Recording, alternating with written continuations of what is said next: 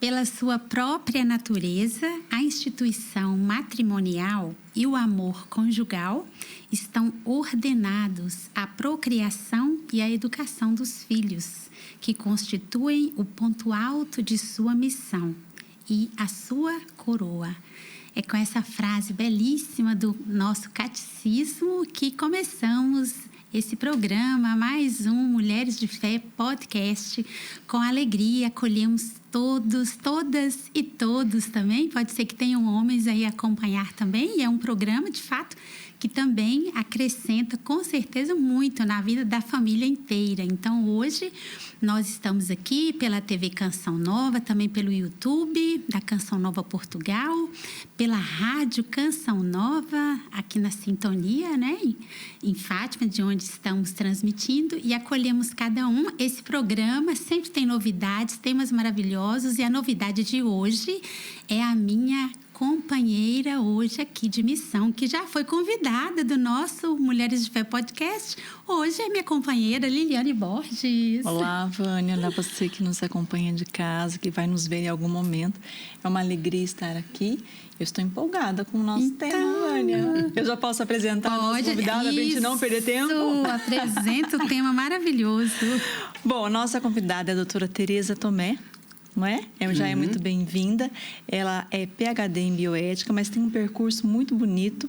E o maior título dela ela tem 8 filhos. Uau. Ela vai falar conosco sobre a importância da educação, da afetividade e sexualidade das crianças, dos nossos filhos. Nós temos o privilégio de tê-la aqui. Muito, muito bem-vinda. Eu peço que a doutora se apresente. Obrigada. Eu é que agradeço e tenho muito gosto em estar aqui na Canção Nova e neste programa Mulheres de Fé, que acho muito interessante.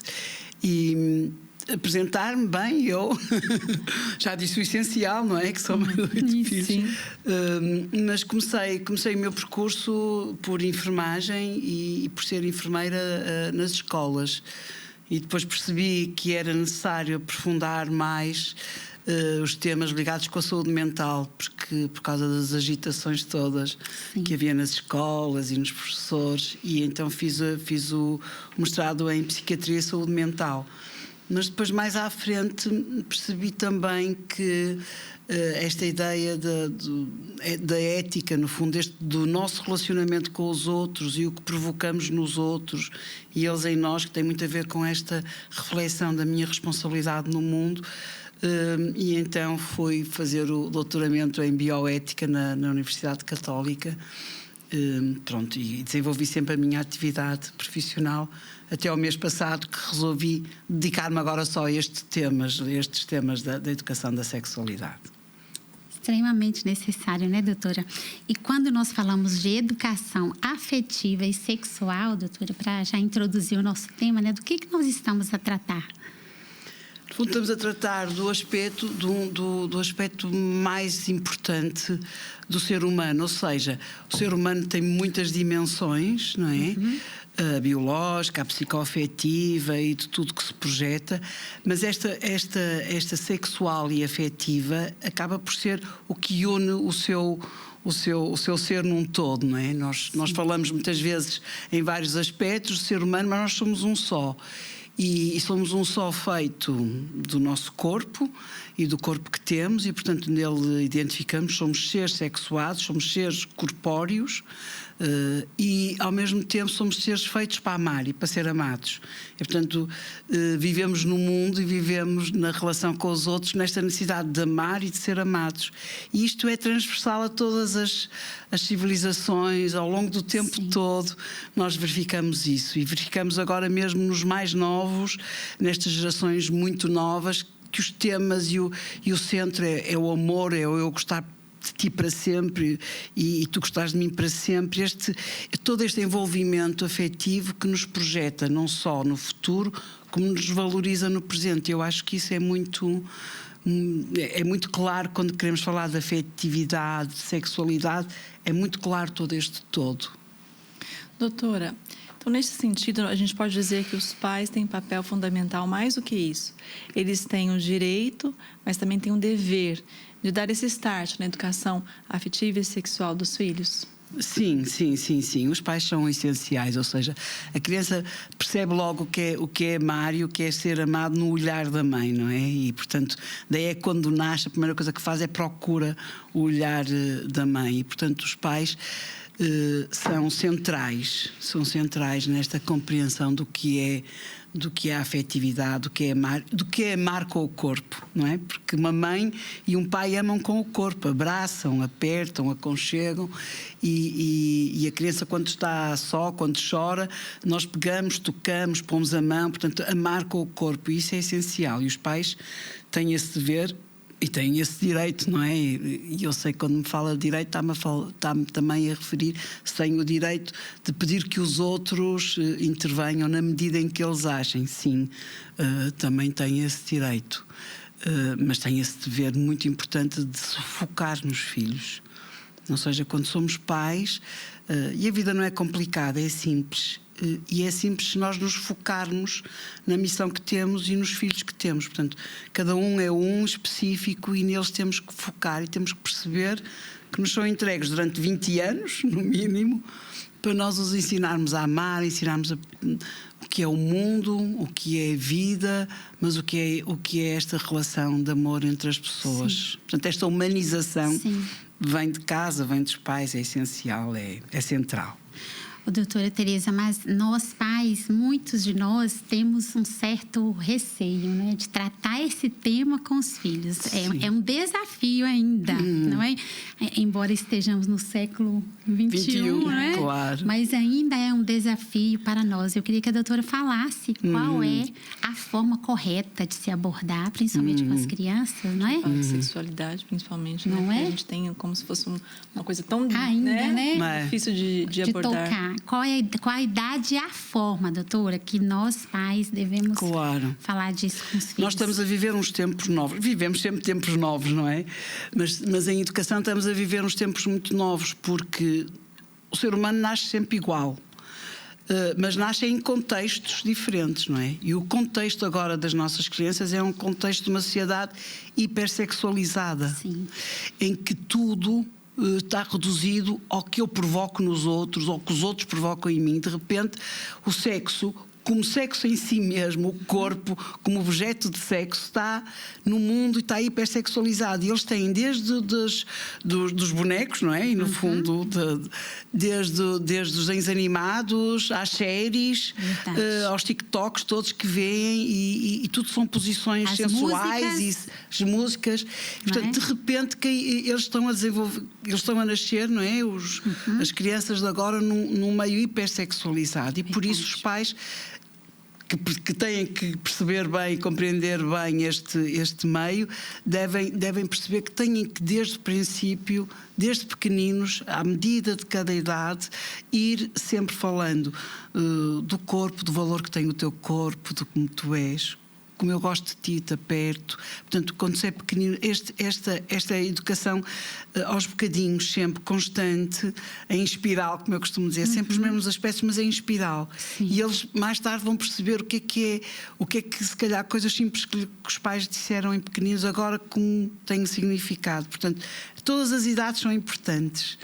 Todas as idades são importantes, até para a defesa própria, não é? Isso. Da criança saber defender-se de agressões, porque vem de uma fase em que é muito manipulada pelos pais e, portanto, os pais dão-lhe bem, mudam fralda.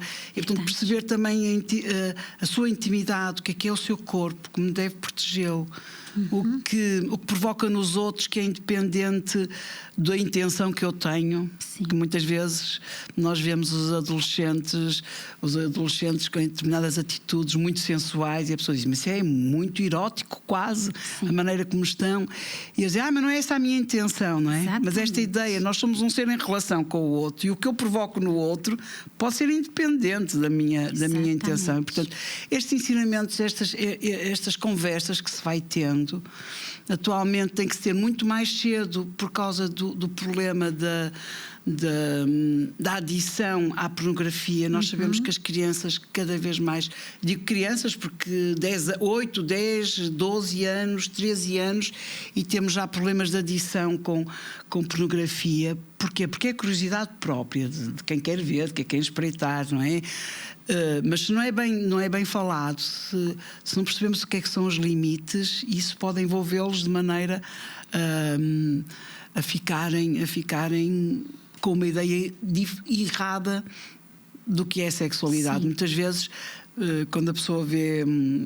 Eu agora já não tenho filhos pequenos, mas mas tenho netos, e quando se vê algum adolescente a ver alguma coisa assim mais erótica ou sensual, uma das coisas que é importante dizer-lhes é: o que tu estás a ver não corresponde à realidade do que é duas pessoas amarem-se. Não corresponde. Isso aí é filme. É como o filme do Batman. O Batman também é ótimo, mas ele voa e faz 30 por uma linha e não corresponde à realidade do ser humano. O Super-Homem também não corresponde. Nos filmes eles correm e saltam e passam de janelas para janelas e não lhes acontece nada. Não corresponde à realidade. Portanto, isso não corresponde. Essa maneira de estar, de usar, de mexer no outro, que tu vês nos meios, nas redes sociais, nos TikToks, nos meios digitais, nos ecrãs, não corresponde. Não é amor, não é? Não é. E não corresponde ao que o ser humano necessita do outro, nem a expressão, não é? Como é que tu te sentes amado e te sentes bem? Quando te encostas a mim e eu te aperto e te aconchego, não é?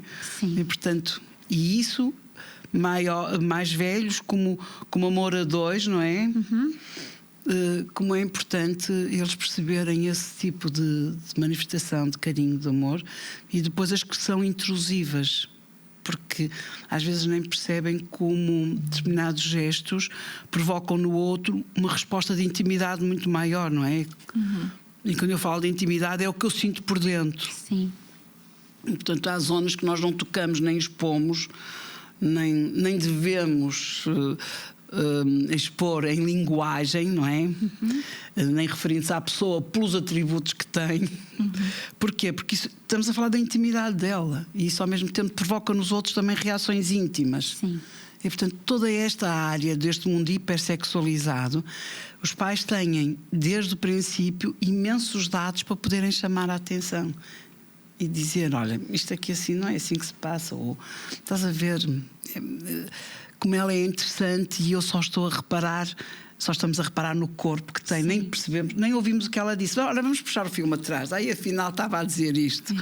E, portanto, muita forma de intervir. Sim. Mas os pais têm que ser muito mais diretivos, têm que pensar muito mais nos pontos importantes para tocar, porque o ambiente e o meio é intenso. E aí, 2 pontos. O pai tem que saber o que o filho está a ver, principalmente na internet. Tem. Ele tem que prestar atenção para ele perceber e falar, né? Conversa, né, Lilian? Conversar. Doutora, ainda nessa pergunta, o que funcionaria mais, então? Eu chegar para meu filho que é pré-adolescente e ter uma conversa, ou no meu dia a dia, eu ir conversando? Porque às vezes a escola chega antes de nós pais e começam a falar da reprodução humana. Sim. Pronto. O que é mais funcional para nós pais? Ou cada criança tem uma percepção das coisas? Cada criança tem fases, tem crescimentos diferentes, não é? Nós somos um ser em construção e em crescimento desde a primeira célula que somos até aos 18, 25 anos. Sabemos que acaba aí a nossa fase de construção. Depois somos sempre seres em desenvolvimento. E o que tem mais utilidade para eles é ir-se falando e ir-se aproveitando. É uma música que se está a ouvir, é qualquer coisa que vimos que eles estão a rir e dizemos: que hora mostra o que é que estavas a ver. A propósito, é um filme que está a dar, é uma publicidade. Nós temos a parte da publicidade nas televisões tem alguns de caráter hipersexualizado. Portanto, o chamar a atenção, o irmos falando, o sentarmos ao lado quando estão a ver um filme e dizer: tu achas isto giro? Esta linguagem. Portanto, este tipo constante. Mas isso não impede que para alguns filhos seja necessário de vez em quando sentarmos-nos. ao lado. E quando é ligado com a sexualidade, eu acho que tem muito mais interesse nós sentarmos-nos nos sítios onde eles estão. Ou seja, estão no quarto e nós precisamos de falar com ele daquele assunto que vimos, que percebemos, de uma coisa que se passou na escola e que o professor até nos contou, e nós vamos até ao quarto, sentamos-nos ao lado, na cama, e vamos conversando. E vamos dizendo o que é que tu sentes com isto, não é? Mas o que é que achas que o outro também sentiu? Esta ideia, vivemos durante muito tempo uma fase na psicologia em que o teu autoconhecimento, e de repente fechamos muito o ser em si próprio. Mas o teu autoconhecimento, o que tu queres e o que tu desejas, tem a outra dimensão que é o outro, o conhecimento do outro e o que ele quer e deseja. E, portanto, não é só o eu. Eu só me conheço no confronto com o outro, quando digo palavras e o outro não gosta, no olhar do outro. Portanto, esta ideia de que eu e o outro sempre, eu e o outro, eu e o que provoco no outro, o que ele provoca em mim, o que é que me foi desconfortável, o que é que eu gostei. E, portanto, e depois esta ideia de que há coisas no relacionamento a dois que ficam na nossa memória do suave, do interessante, do que descobrimos, do que o outro mostrou que eu nunca pensei. Sim. Até qualidades que eu tinha e que nem tinha percebido. E que são coisas que levam à construção da pessoa, mas há outras que não levam à construção. E é isso que às vezes é importante explicar aos filhos adolescentes ou aos filhos jovens, que há coisas que não levam à construção. Levou a uma exposição, conheci até mais do que pensava, conheci o corpo do outro, mas não levou à minha construção, não é? Portanto, esta ideia acrescentou-te, sentes-te mais, porque um dia há coisas que rompem, não é? Sim. E o que fica da relação, se for algo que foi construtivo e que me fez perceber que os meus limites e o do outro, e que o respeitei e que fui respeitado, isso leva à minha construção como adulto e à minha confiança. Mas foi uma exposição muito física, se foi uma intimidade, se foi um jogo muito sensual, muito erótico, eu nem fiquei a conhecer o outro, fiquei só a perceber o que é que o outro me provocou e que me fez sentir. Na superfície. E não leva à minha construção. E, portanto, esta ideia que temos que estar, no fundo, a desconstruir muito o ambiente em que eles estão a crescer. Verdade. Temos que estar sempre. Sim. E muitas vezes eu dou-lhes o exemplo, dou muitas vezes o exemplo dos atores e das pessoas famosas e dos influencers, a necessidade que eles têm de se casarem e de mostrarem que aquele casamento é grandioso, é imenso, envolve imensa gente, para mostrar que eu desta vez eu estou-me a comprometer com esta pessoa, mas com a sociedade toda. Isto vai resultar, não é? Sim. E depois, mais tarde, não resulta e quebram. E depois, portanto, no fundo, todos procuramos alguém com quem possamos nos abrir e efetivamente sabermos amar, mas ao mesmo tempo sabermos construir a dois uma relação que eu vou mudar muito em algumas coisas, o outro também, mas contínua, o duradouro, o vinculativo é importante no ser humano. Muito. O aprazo corta-nos muito, interrompe. O Papa Bento XVI dizia uma coisa muito interessante, que dizia tudo que são rupturas afetivas importantes, conjugais, são perdas de maturidade e são quebras de amadurecimentos. Voltamos outra vez depois ao estadio, tentar percebermos o que somos atrás. E ele dizia, tenho muita pena de percursos conjugais que quebram. Sim. Que perda de aprofundamento e de maturidade a dois que se podia ter ganho. No fundo, um bocado este bolo, né? É um bolo. Nós estamos aqui, aprendendo tanto, e quem está nos acompanhando, de certeza. E a doutora Tereza falava do relacionamento a dois, não é? Nessa última. Pensando também. Falou muito do relacionamento a dois. Eu queria que a doutora falasse o relacionamento dos pais da criança interfere na construção afetiva que ela vai fazendo? Sim, muito.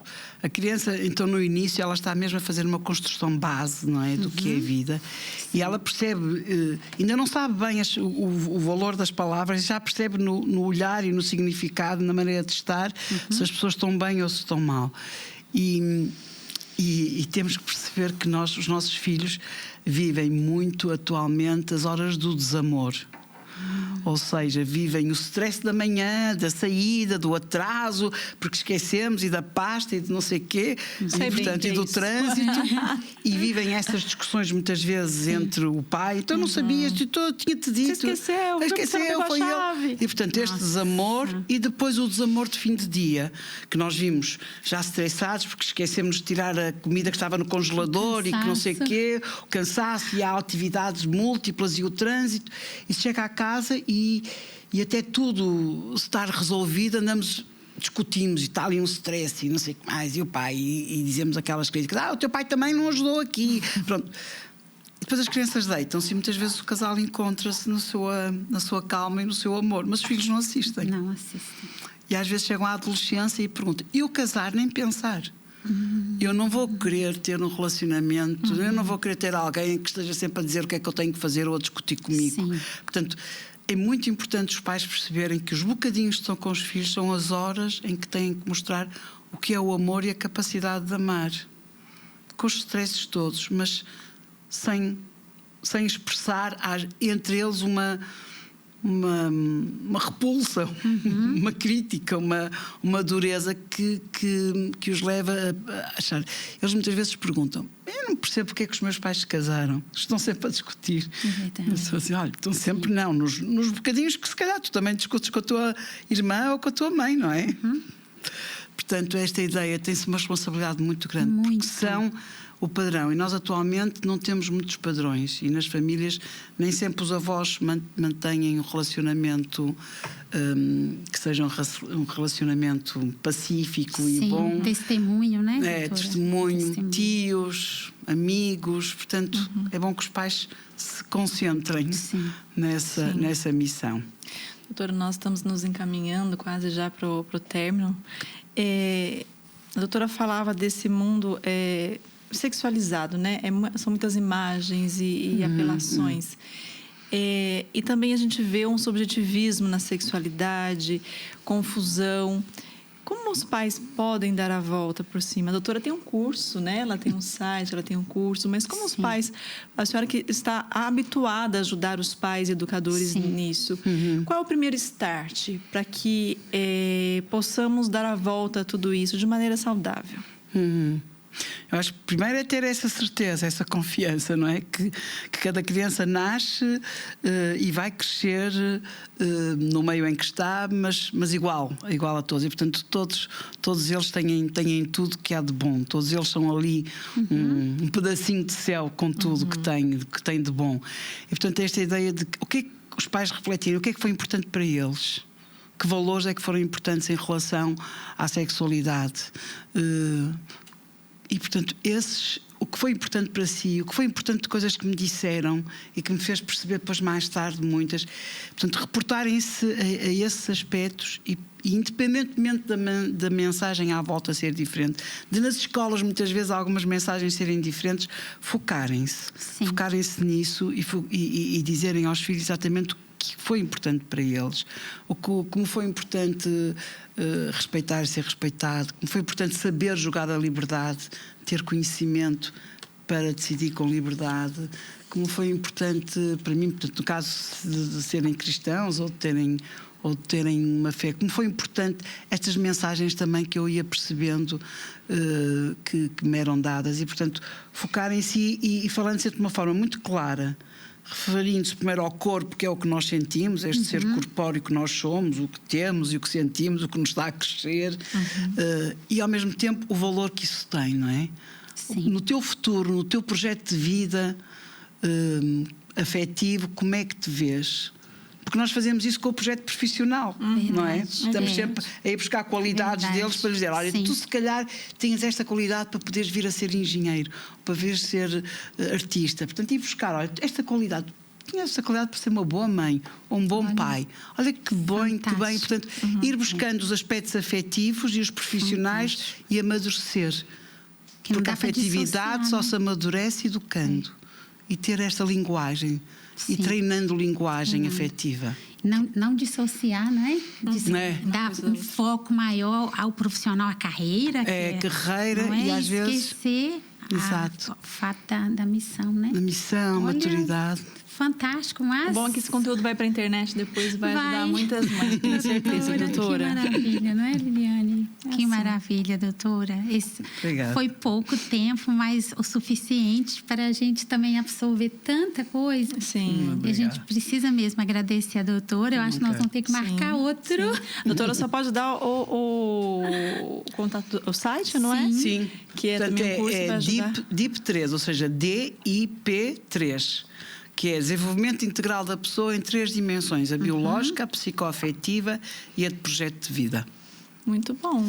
Então, no vosso site, não é? Sim. Pode se inscrever? Pode. Olha, pode ver, tem lá algumas coisas, tem um blog também com alguns artigos, algumas intervenções pequenas, já podem ver. Mas a doutora volta.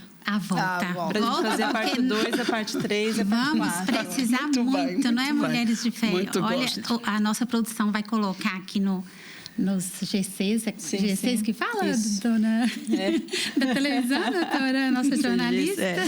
Então, a nossa produção vai colocar e nós vamos acessar o site, porque eu já acessei, tem conteúdo maravilhoso, e fazer os cursos pais e mães, não é? Nós precisamos dar a volta nisso, e a única forma é procurar conhecimento e fazer da forma correta, né, doutora? Sim. Porque fazer... mais útil possível. É isso mesmo. Filhos. Doutora, Deus lhe pague. Foi maravilhoso. Obrigada. Eu agradeço. Não é, Liliane? Eu agradeço. Foi maravilhoso. Esta a sua presença também deu a oportunidade a nós, né? De ver outro lado, né? Muito mais tranquilo, Vânia. As dicas a gente fica que ela deu. Mas eu me sinto mais tranquila. Eu também, doutora. Mais ferramentas. Eu quero lembrar as mulheres que nos acompanham, as famílias, né? Os homens também, que esse programa ele fica gravado. Vamos acessar novamente, porque vale a pena, não é? Enviar também para alguém. Quem está vendo agora, que alegria, né? Ver em direto, mas quem não pode ver, também podemos enviar. Lá no YouTube tem uma lista lá dos podcasts que foram já realizados aqui pelo Mulheres de Fé. Também podem acessar nosso grupo lá na página da Canção Nova Portugal, Mulheres de Fé, na Canção Nova Portugal. Mais alguma coisa? Não, eu agradeço a oportunidade de ter estado aqui com vocês. Também agradeço muito. Nós também agradecemos, nos despedimos, até uma próxima até uma próxima para quem nos acompanhou. Vamos dar um tchauzinho.